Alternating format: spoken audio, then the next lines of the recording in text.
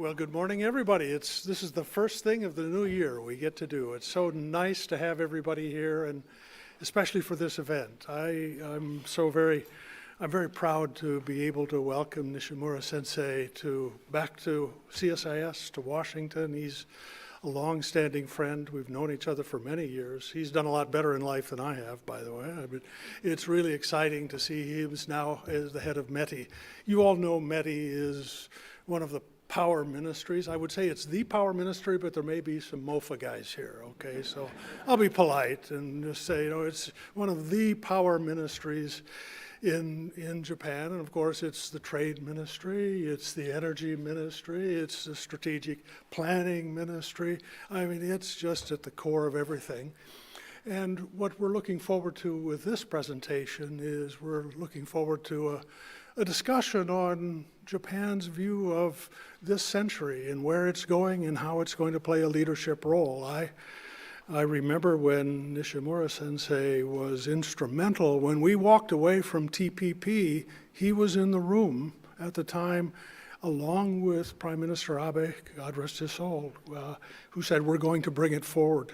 And he did. And it's that kind of leadership that we've seen for many years from Nishimura-san. I've had the privilege of watching him now for nearly 20 years. And it is great joy, personal joy, for me to see him in this premier job for the Japanese government as the Minister of METI. Would you please, with your warm applause, welcome him to the stage?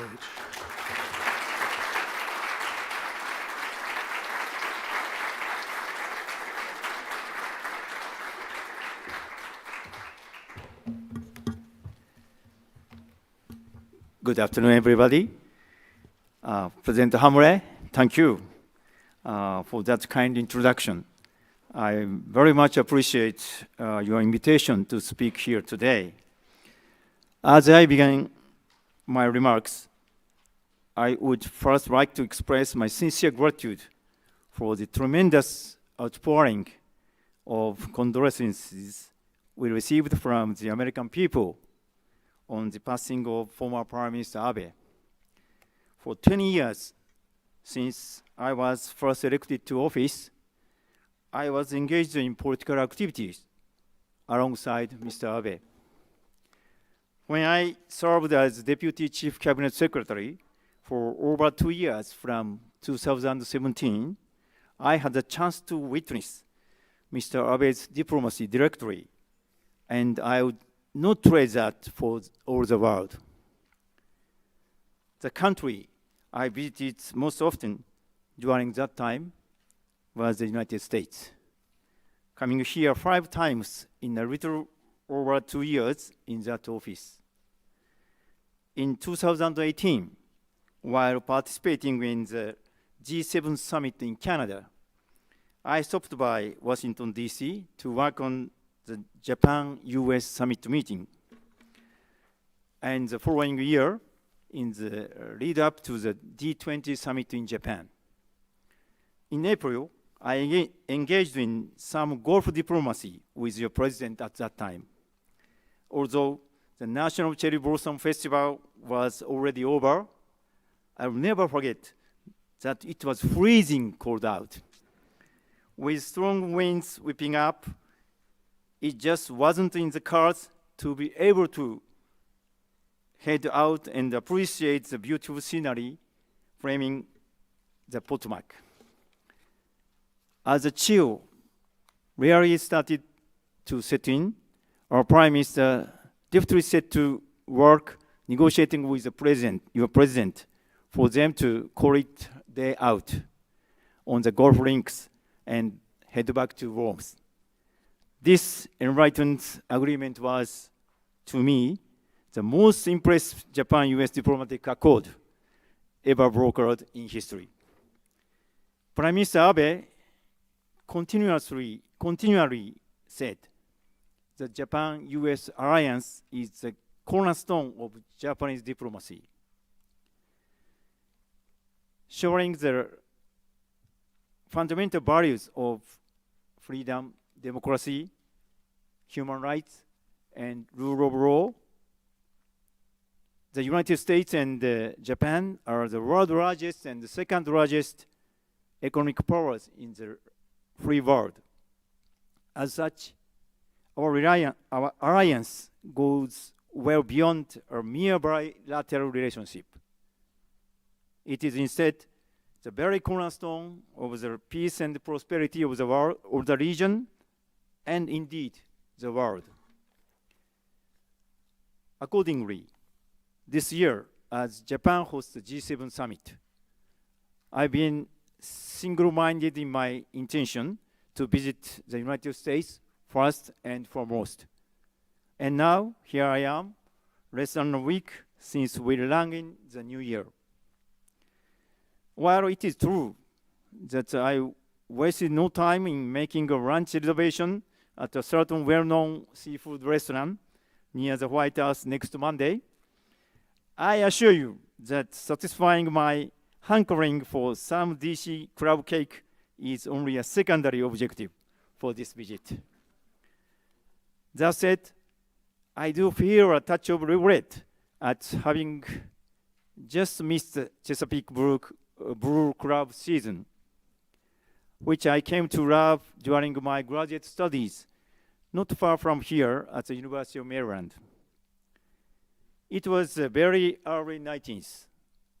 The Soviet Union had fallen, and Boris Yeltsin had delivered his "The Idol of Communism has collapsed" speech at the US Congress. Nuclear disarmament by the US and Russia was making progress. That was error.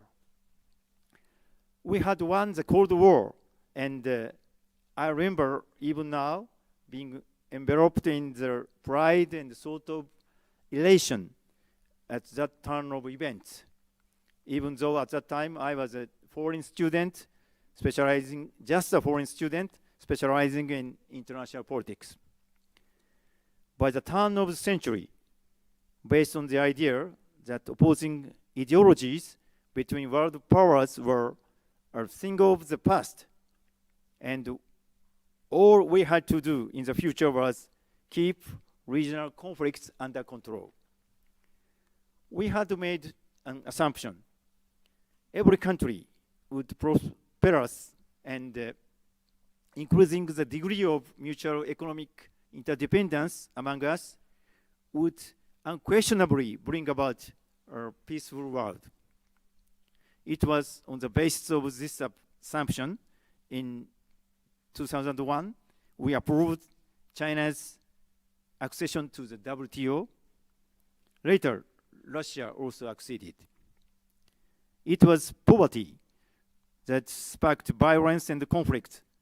Prosperity was the seabed of peace. The importance of eradicating poverty and inequality in the countries called the Global South was simply a given.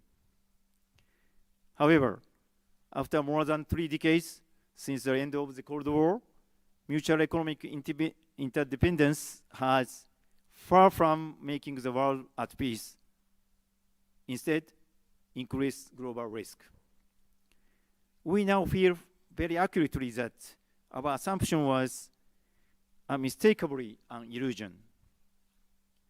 Now, with COVID-19 and the aggression against Ukraine, the global shocks that occurred one after the other in the span of only a little more than 2 years have truly been a wake-up call.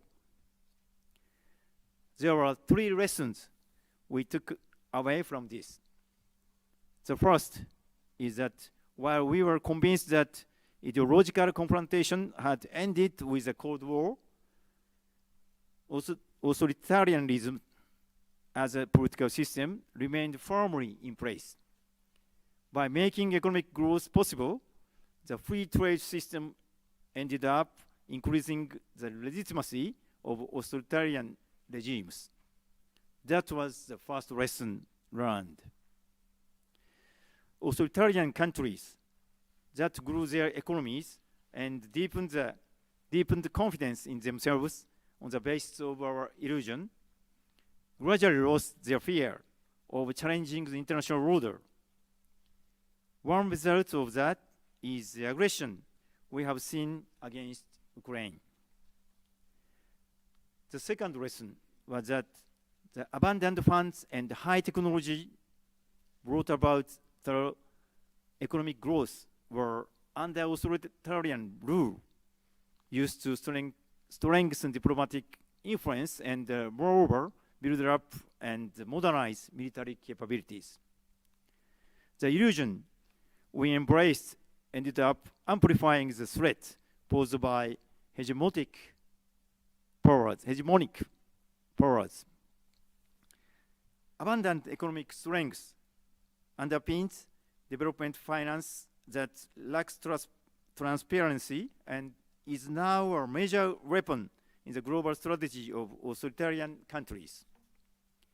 Factors that intensify the threat for neighboring countries include the rapid expansion of military expenditures and qualitative and quantitative strengthening of military might, including enhanced nuclear capabilities.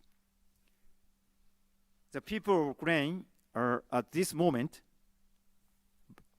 very moment, bravely fighting against Russian aggression in the brutal winter cold in order to defend their homeland and protect the families they love. I wish to express once again our heartfelt feelings of solidarity with the Ukrainian people. The war in Ukraine is soon coming up on being underway for a full year, and there is concern that it might become protracted even beyond that. We are now keenly aware of the difficulty of bringing an end to military action by a state holding nuclear weapons once that action is underway. Moreover, if that state is also a permanent member of the United Nations Security Council, it can circumvent all the dispute resolution functions of the UN.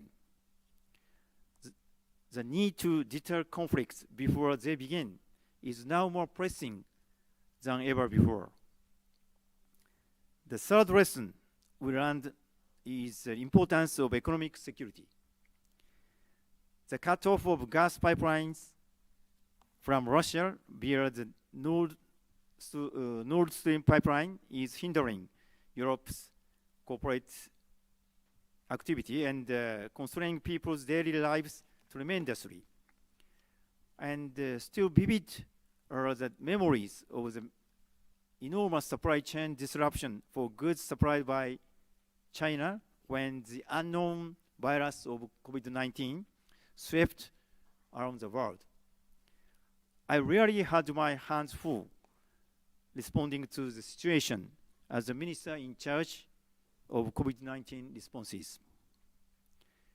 Mutual economic interdependence could be used by some countries as a weapon for implementing their diplomatic or security objectives in the form of coercion.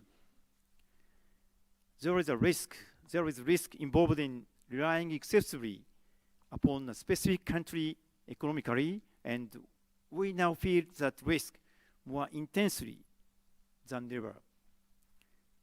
Now that we see the error of the illusion I mentioned earlier, we must build a new world based on these three lessons. The answer is something we already share, building a free, open Indo-Pacific. This is precisely the world we are aiming to achieve. The vast seas and skies from the Pacific Ocean to the Indian Ocean must be free and open to everyone, and must be something from which every country, whether large or small, benefits.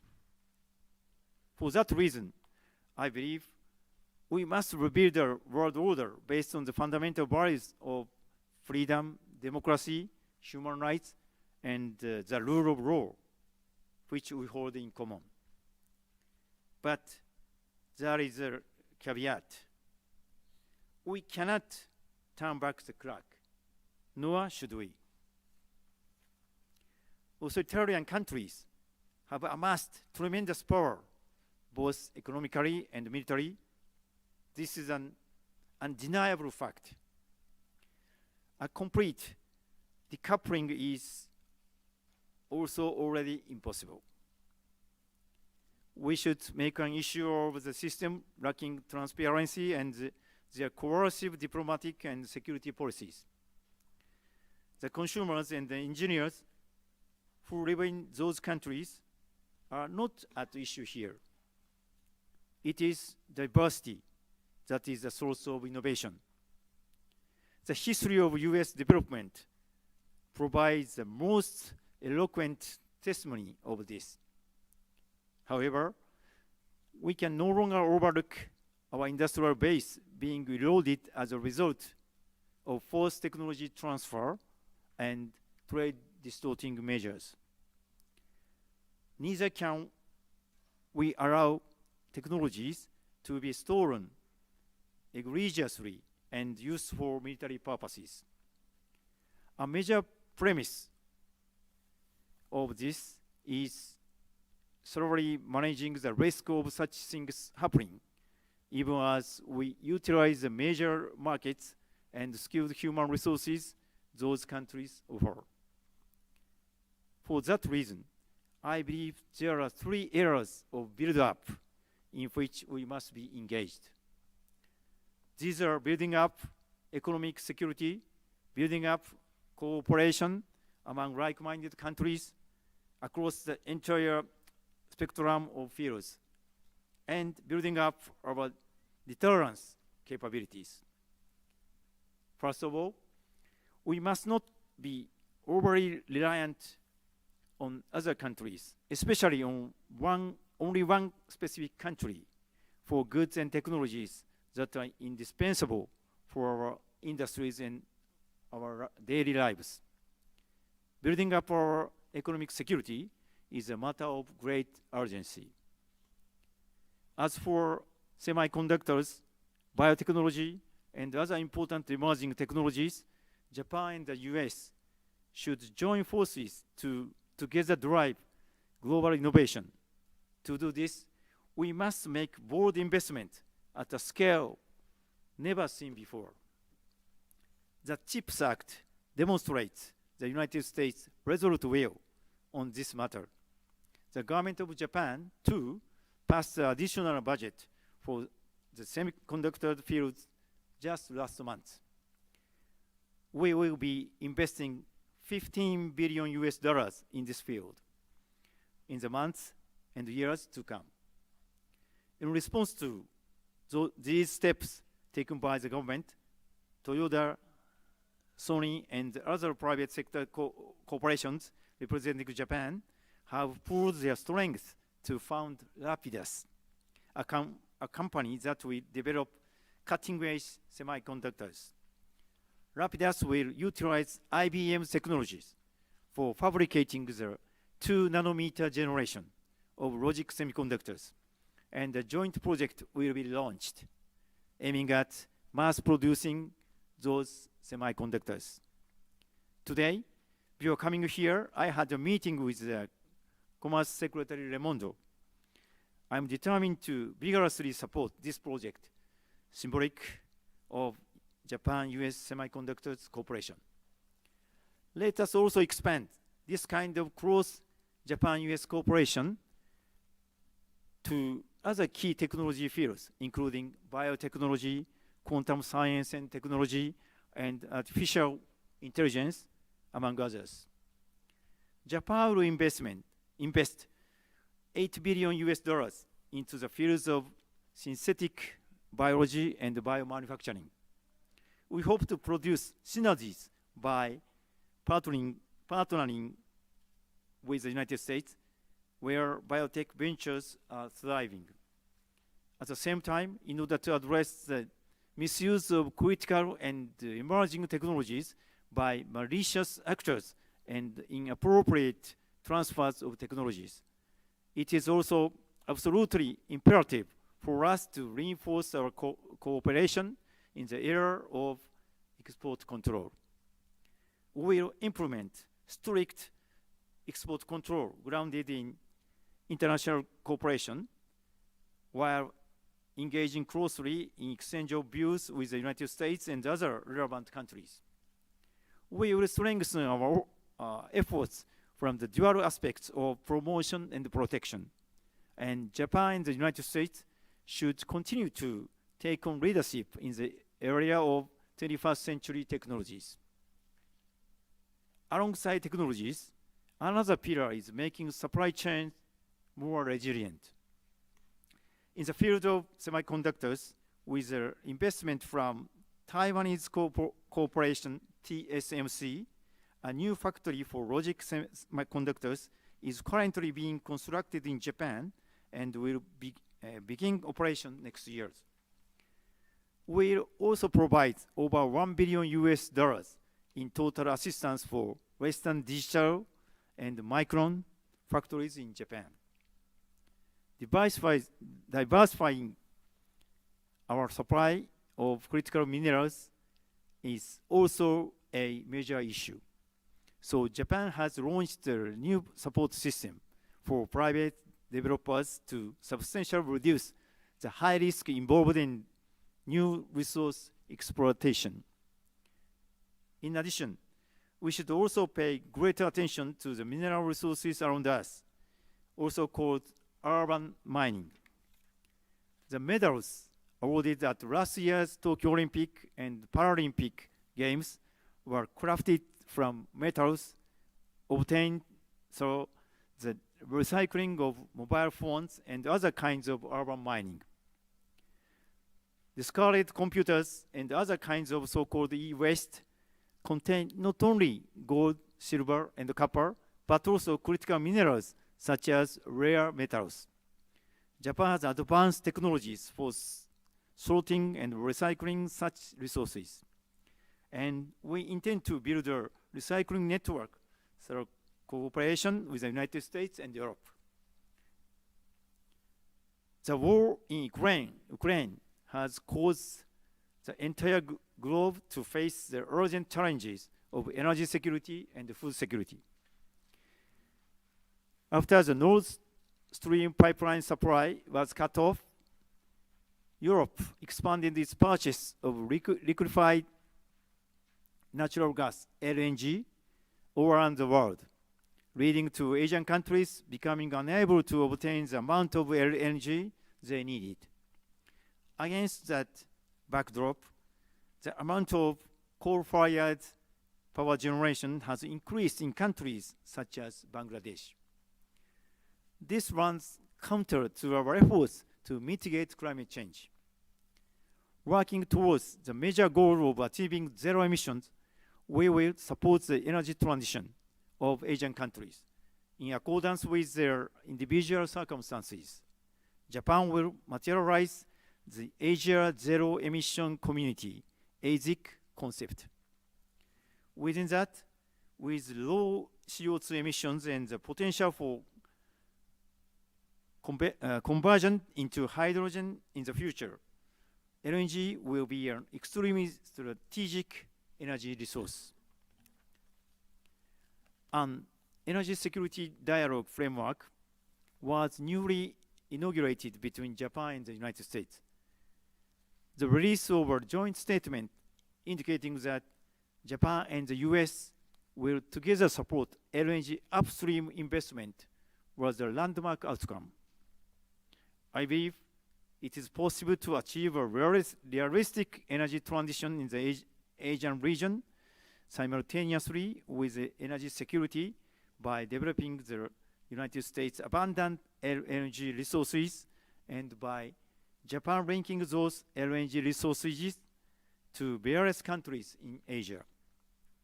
In the case of chemical fertilizers as well, which are indispensable in food production. Observing the situation globally, we find their dependence on China and Russia for much of them. Here too, we are able to make use of Japanese technologies. Japanese fertilizer processing technology enables a 20% reduction in the amount of fertilizer needed for food production.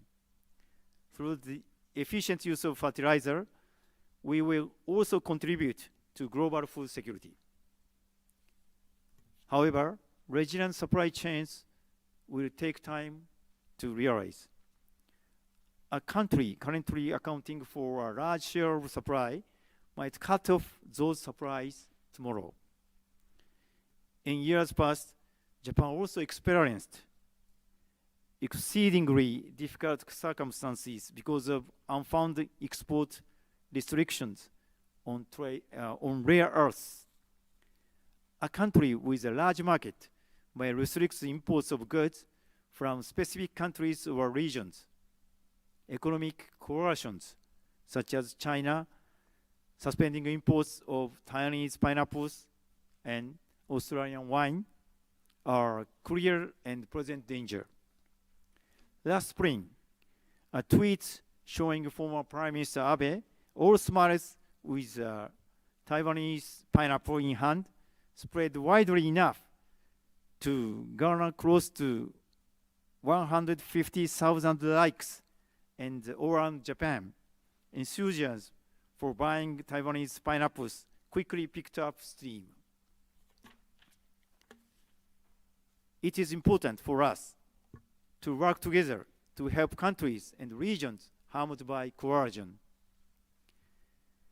At the same time, we need to advance our consideration of how we can deter coercion. We might need to make preparations to identify the choke points of countries wanting to engage in coercion and then take countermeasures if necessary. We can surmise it will be even more effective to take collective responses through international coordination. We expect effective responses to economic coercion will be a major agenda item at this year's G7 summit as well. In this way, there is a truly wide range of things we should do to bolster our economic security. That said, whether we are discussing responses to economic coercion, boosting supply chain resilience, or ensuring energy security, the point held in common by all is that it is impossible to reach our goal when a single country acts alone. It is imperative that we strengthen our cooperation across the entire spectrum of fields with like-minded countries that share fundamental values with us. This is the second layer of build-up. In particular, it is important to get partners firmly in place regarding countries' industrial policies on economic security. As for critical minerals, the Mineral Security Partnership, MSP, has been established under the leadership of the United States, and cooperation among like-minded countries is already underway. In the area of cybersecurity as well, Japan, the United States, and the EU are cooperating to develop exercises to enhance capacity building in the security of industrial control systems in the Indo-Pacific region. With cooperation in these areas developing, the first meeting of the Japan-US Economic 2+2 was held last July here in Washington, and a concrete plan of actions was compiled across a broad array of fields relevant to economic security. In the sense that Japan and the United States have been partnering closely in industrial policy. From the standpoint of economic security, the birth of the Economic 2+2 was destined historically in my mind. When I was studying at the University of Maryland over 30 years ago, Japan and the United States were involved in brutal confrontation over trade in semiconductors and automobiles. But now, that era has become a thing of the past.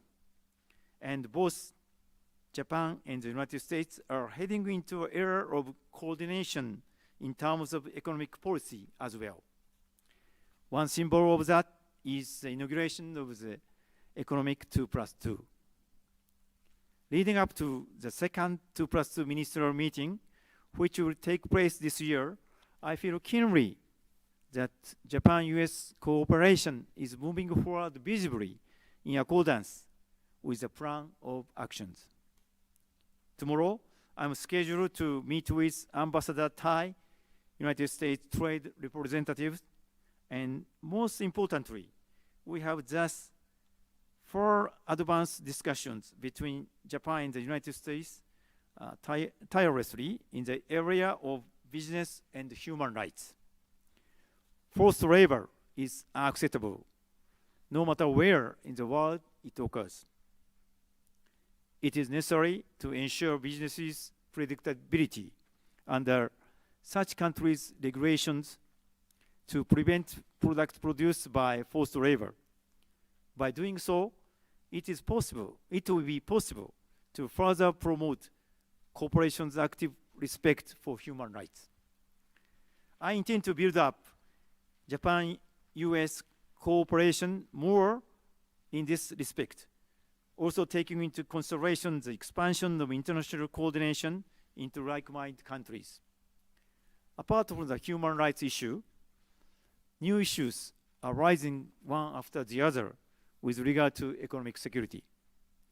When these issues are addressed by each country, the important thing is never to allow ourselves to fall into protectionism. We must also be sure to avoid providing ever greater subsidies in order to compete with like-minded countries for industrial facilities, and also refrain from developing economic blocks in which domestic products are treated preferentially over those made by like-minded countries. This is because it is exactly those situations that awaken the solidarity among like-minded countries, that play into the hands of authoritarian countries. It is precisely to increase the solidarity of like-minded countries that we must once again hold high the banner of free trade. To address whatever new challenges may arise, we must act together under an economic order based on free and fair rules. The CPTPP is truly one such framework. Together with countries that share fundamental values, we will build a 21st century type free and fair economic order that includes rules on labor, the environment, and state-owned enterprises. We look forward to the early return of the United States to the agreement. At the same time, Japan will spare no effort towards an early conclusion of IPEF negotiations. The IPEF is an initiative to strengthen partnership among like-minded countries, jointly addressing such new challenges as boosting supply chain resilience and building a clean economy. I strongly believe that the IPEF is of great significance for both the United States and their partner countries in the region. In this region, we will build up a supply chain based on trust. Japan, working in cooperation with the United States, Australia, and others, while being attentive to the views of the countries of the Indo-Pacific, will play an active role in expanding investment, fostering human resources, and developing infrastructure within the IPEF region. I believe that in this vast region, from the Pacific Ocean to the Indian Ocean, the United States' strong commitment, also in terms of economic matters, will contribute substantially to the peace and stability of the region. As my last point, I wish to touch on building up our deterrence capabilities. In Asia, North Korea has been launching ballistic missiles repeatedly with unprecedented frequency in violation of UN Security Council resolutions. Cases of intrusions into Taiwanese airspace by Chinese military aircraft are also rapidly increasing in number. Last August, in response to US House of Representatives Speaker Pelosi visiting Taiwan, China launched no fewer than 9 ballistic missiles into the area around Taiwan.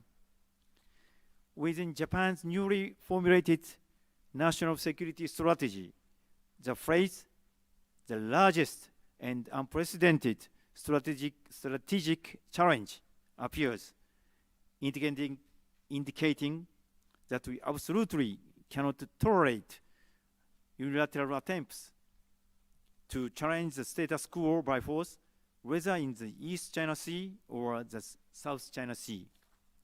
Each country must abstain from actions that heighten military tensions. However, last year, Russia launched aggression against Ukraine, bringing to note all international efforts to avoid such an outcome. This is a clear challenge to the international order. Wars begin from misunderstandings or overconfidence regarding others' intentions or actual capabilities. Now, as authoritarian countries are deepening their confidence in their own military might, it is essential for us to solidly build up our deterrence capabilities. For that reason, last month, Japan revised 3 documents related to its national security. These documents significantly altered our national security policies in place until now, and also clearly started the approach of Japan possessing and strengthening counter-strike capabilities. We will fundamentally reinforce our standoff defense capabilities from now, including US-made Tomahawks. Japan's defense budget will amount to 43 trillion yen, more than $300 billion US over the next 5 years. We will fundamentally reinforce our defense capabilities so that in fiscal 2027, our defense budget level reaches 2% of our GDP. As hybrid warfare and other new ways to wage war are emerging rapidly, it will also be critical for us to investment in cutting-edge technologies, including cyber technologies, drones, space, artificial intelligence, quantum science and technology, and semiconductors. We have already launched a program cultivating key and advanced technologies at a scale of some $4 billion US. Innovation in these fields is currently led by the private sector, and it is important actively provide support for the development of dual-use technologies. In particular, the Ministry of Economy, Trade and Industry will make every possible effort to actively incorporate the advanced technologies of private sector startup companies. We also want to advance Japan-US cooperation further. We hope to build up the development of dual-use technologies and supply chain cooperation together with the Department of Defense. The 3 principles on transfer of defense equipment and technologies, its implementation guidelines, and other systems are to be considered for revisions in order to promote smooth transfer of defense equipment and technology of high security significance and international joint development in a broad array of fields. We also included that policy clearly in our national security strategy. Building up our economic security, our partnership with like-minded countries, and our deterrence activities, capabilities, we must persevere in these areas in order to carve out new world. 10 years ago, former Prime Minister Abe visited the United States at his first overseas destination upon the inauguration of his second administration. He delivered a speech here at the CSIS, saying as he began his remarks, "Japan is back." Japan will return to the world's center stage once again. And hand in hand with the United States, the champion of democracy, Japan will discharge its responsibilities for world peace and prosperity more than ever before. He made that declaration at this very place. He also said to you, his CSIS audience, keep counting on Japan. And then there are the CPTPP, a free and open Indo-Pacific, and the Quad. Former Prime Minister Abe, while demonstrating tremendous leadership in this region, created several foundations to support regional peace and prosperity, one after the other. Just as he pledged to all of you here, I think you are already well aware of this.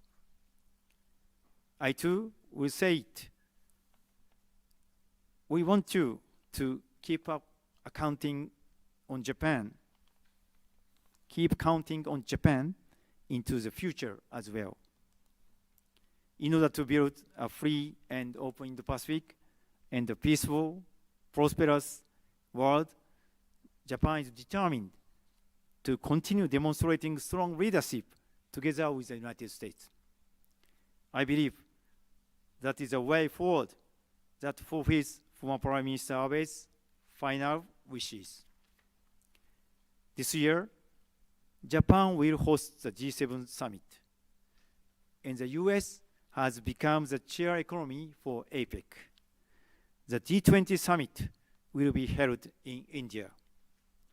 Japan, the United States, and India, one of our Quad partners, no year is more suitable for confronting the various issues facing the world. Japan is determined to discharge its very weighty responsibilities through those partnerships with other nations. As the curtain rises on this year with the G7 Japanese presidency, I will end my remarks by stating that. Thank you very much.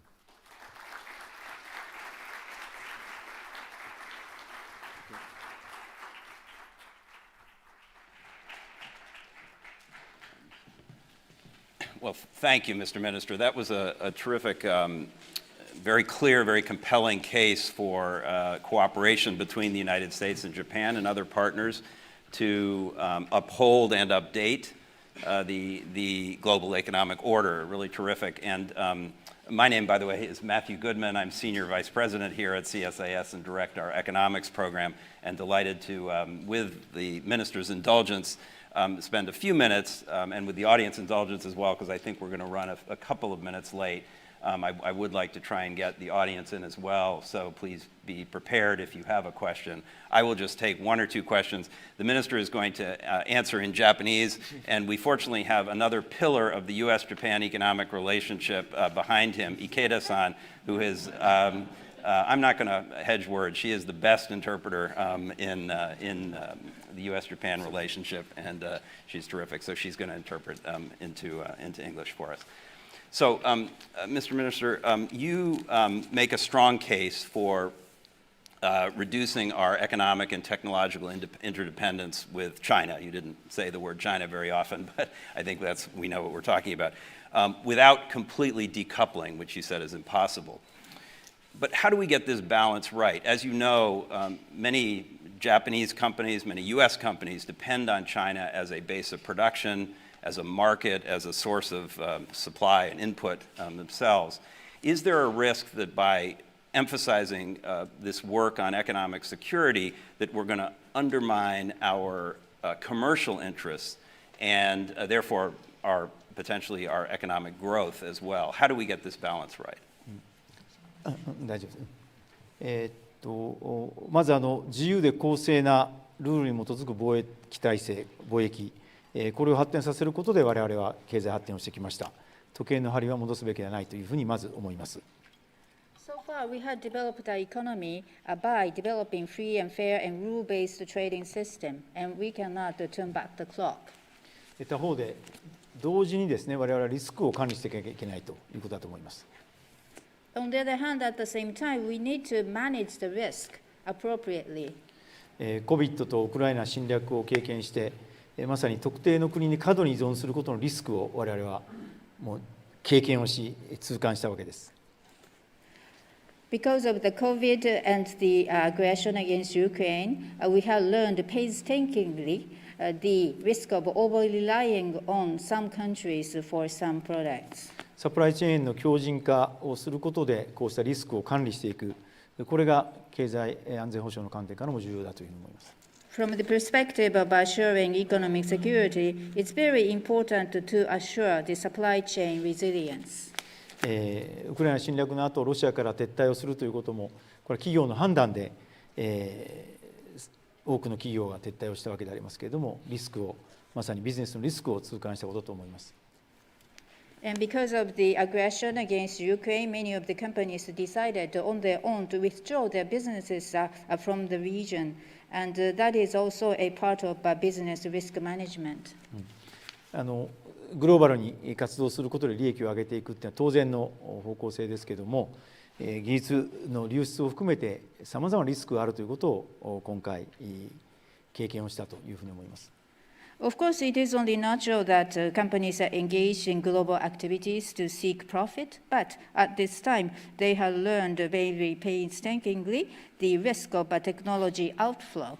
民間企業の側でもこうしたリスクに対する感覚を研ぎ澄ましていくことも大事だと思いますし、国としてもサプライチェーンの強靭化を支援することでリスク管理をしていければというふうに思います。Of course, on the part of the private sector companies, they need to sharpen their sensitivity against the risk, and at the same time, countries have to also make efforts toward the supply chain resilience. In these ways, risks can be managed. Thank you. In the interest of time, I'm only going to ask one more question, and then I'm going to turn to the audience. So you make a stirring call for, I think you said, like-minded countries to hold high the banner of free trade. And you added that you look forward to the early return of the United States to the comprehensive and progressive Trans-Pacific Partnership. But right now, it doesn't seem the Biden administration is showing any sign of its interest in rejoining CPTPP and is instead focusing on the Indo-Pacific Economic Framework, or IPEF, as you said. Does IPEF respond to your call for holding high the banner of free trade? And do you see it as a potential pathway back to the U.S. rejoining CPTPP? IPEF はですね、アメリカがこのインド太平洋地域、アジアを中心としたこのインド太平洋地域に経済的にコミットするという意味で、私は非常に重要な意義があると思っています。I believe IPEF carries a big significance in terms of the fact that U.S. is making an economic commitment in the Indo-Pacific region centering around Asia.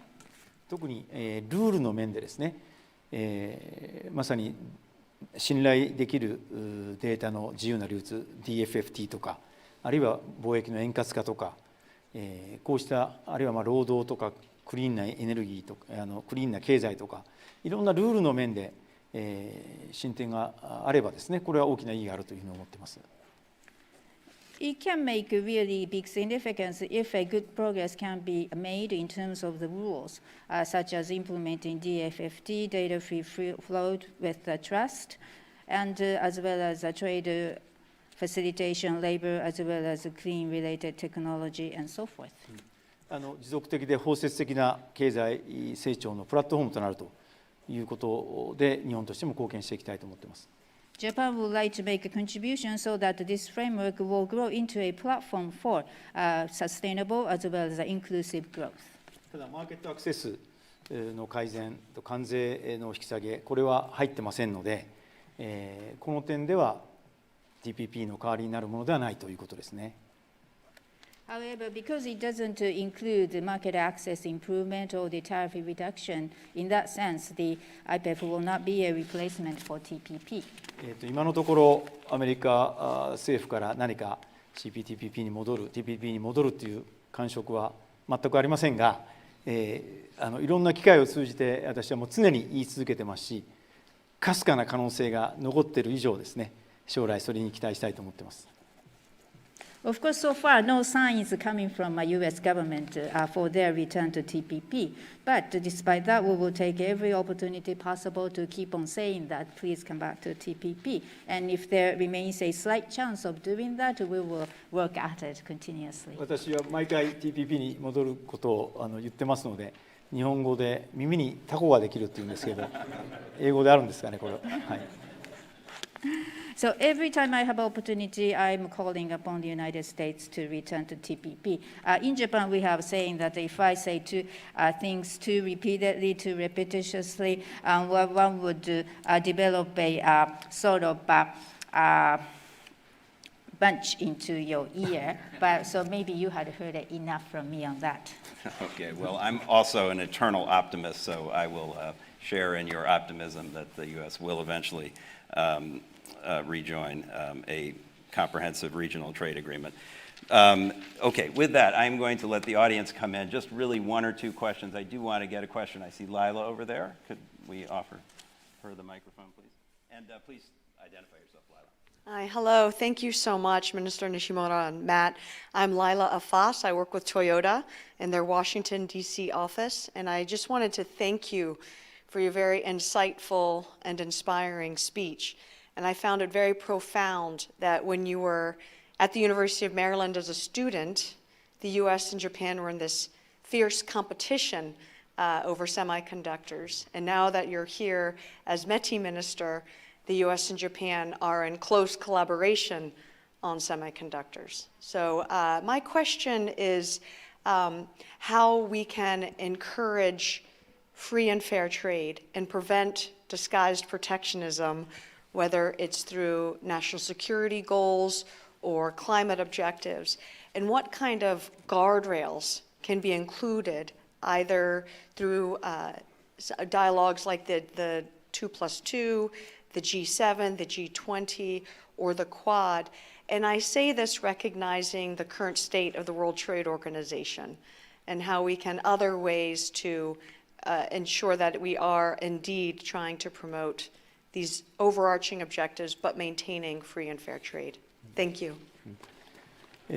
まずメリーランド大学の学生だった頃、こういうクラスで話すると、もうアメリカ人から全員から日本はひどいと言ってすごく攻撃をされましたけど、今は日本は素晴らしいと言って多くの人から言われるのは、もう30年でこんだけ変わるかというぐらい変わったことを本当に感慨深いです。So when I was a student studying at the University of Maryland, I remember attending classes, getting engaged in discussion, and all the American students in the same classroom attacked me very vocally through their verbal remarks, saying that how terrible Japan was. But now 30 years later, you are saying that Japan is a wonderful country. So I really feel what a difference it makes after 30 years. 当時は産業政策は日本をやめろと言われたわけですね、アメリカから。でも今やアメリカが産業政策をやっているということです。So at that time, the U.S. said to Japan, stop industrial policy, but now it's the United States' turn to have their own industrial policy. 時代が変わって日米で協調して協調するタイプ、協調型の産業政策を一緒にやっていくということです。Eras have changed really significantly. So we are now living in an era where we are about to make corporation-style industrial policy for both Japan and the United States. それは保護主義的な一国、自分の国だけが良ければいいっていう、そういうタイプの産業政策ではなくて、ライクマインドカントリーズの間で協調してやる産業政策の時代になったということだと思います。What I'm saying that we are now under an era where there is no more industrial policy based on self-centered interest turning into protectionism. We are not after that. Instead, we are after the corporation-type industrial structure and the policy amongst the like-minded countries.